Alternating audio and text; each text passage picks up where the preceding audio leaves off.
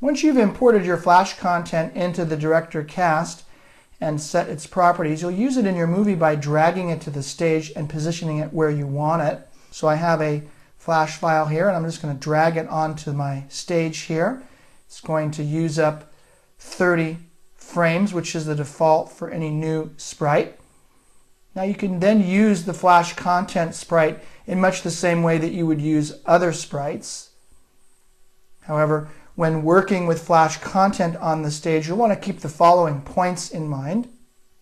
First, the Flash content animation plays only as long as the Flash content sprite is actually on the stage.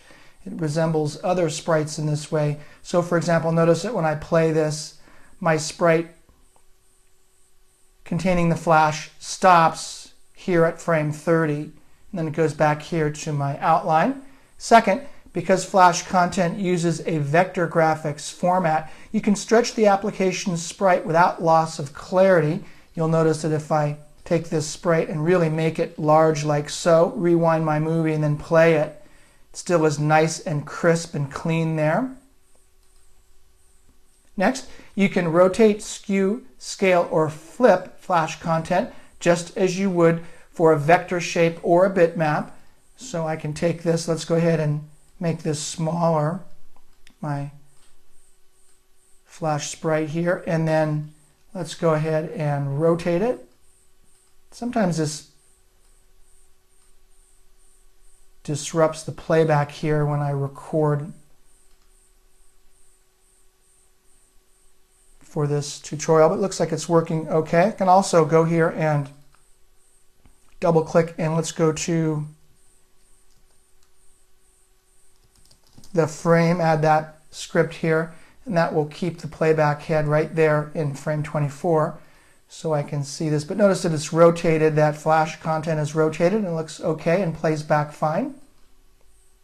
Next, let's go down here and so you can read that. Now if the Flash content is set to play direct to stage, it always appears on top of other sprites regardless of the channel in which it is placed. Also, ink effects are ignored. So for example, if I go back here and let's go ahead and add a nice large black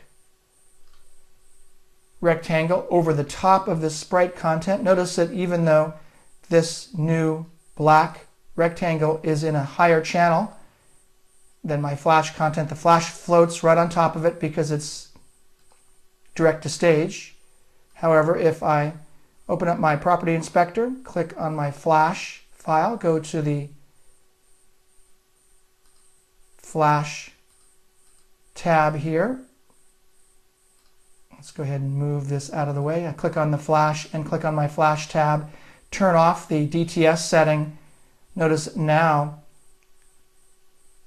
my rectangular sprite covers my Flash content. The Flash no longer hovers on top of everything else on the stage. Now if you do remove the DTS setting in the Flash tab for that Flash sprite, only the copy, background transparent, and blend inks will work with the Flash content.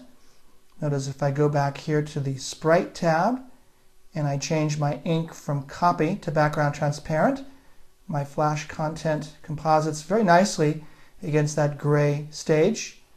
Also, the blend ink will work. Everything else, you'll notice, acts the same as just the copy ink, which gives you that white background there against the gray stage. And lastly, the blend and color settings are supported for Flash sprites just as they are for vector shapes. Let me now move on to the next movie and go over in more detail how to edit a Flash cast member.